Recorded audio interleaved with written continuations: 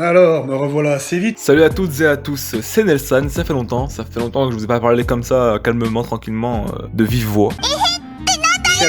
Alors ça va pas être une vidéo très longue non plus, j'ai attendu un petit moment avant de la faire pour pas que les gens me disent ouais tu fais ça pour le buzz ou pour les vues etc, ça n'a aucun rapport. Si vraiment je ferais des vidéos pour les vues j'aurais fait... Bref, je voulais parler des derniers épisodes de SNK.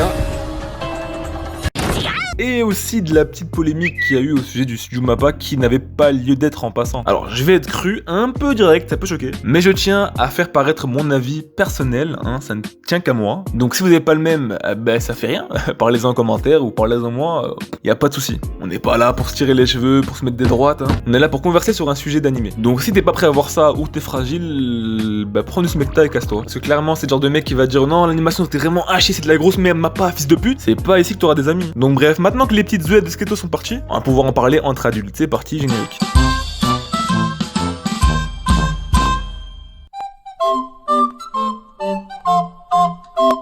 Alors, commençons par le commencement. Je veux qu'on parle ensemble des deux derniers épisodes d'SNK, qui sont le 7 et le 6 à ma connaissance. Dont le 6 a fait une grande polémique sur un réseau social super cool et calme et posé, je déconne. Twitter gros c'est tout pour le buzz, hein. C'est parti en menace sur le staff, en harcèlement. Bref, c'est parti en guerre contre Mappa, hein. Alors qu'en soi, c'est pas vraiment de leur faute à eux, aux animateurs. Je vais pas répéter ce que des centaines de personnes se sont mis à dire. Pour moi, Mappa n'avait clairement pas assez de temps pour peaufiner justement l'animation de l'épisode, lié bien sûr au surmenage, au Covid et à plein d'autres facteurs. Mais c'est ce que les gens ont pas voulu comprendre. On aurait dit que Mappa avait insulté leur daronne, littéralement. Alors que l'épisode en lui-même n'était pas aussi claqué que tout le monde pense. Il y avait des scènes magnifiques, évidemment on retient que 2-3 plans qui sont en CGI pas foutus, et tout le monde oublie tout le reste. Comme par magie, même des gens se sont mis à critiquer l'épisode juste en tendance, juste pour suivre la tendance, ce qui n'a aucun sens en soi. Ça me dit aussi ouais mais s'ils avaient pas le temps, pourquoi ils ont pas repoussé la sortie? Mais vous êtes cons ou quoi? L'animation comme n'importe quelle boîte, entreprise et business, ça reste du business. Et dans chaque business entreprise, il y a des actionnaires. Si les actionnaires te disent sortez-moi un animé à telle période, ils doivent le sortir, hein. Sinon tout l'oseille part. Et dans chaque boîte c'est comme ça. Vous vous rappelez de Cyberpunk? C'est une grosse blague. Ah c'était clairement le même problème, hein. Et puis même vous avez entièrement le droit de dire que l'épisode en lui-même vous a pas plu, tu vois. C'est plus cette grosse masse tendancieuse du coup à insulter le studio, le staff. C'est la première fois que ça arrive. Vous vous êtes tapé une bonne répute de commu cancer et c'est pas ce qu'on veut voir ici. Et après l'épisode 7 qui était waouh, il y a eu de ces retournements de veste mon pote. J'ai pas vu ça depuis Manuel Valls gros.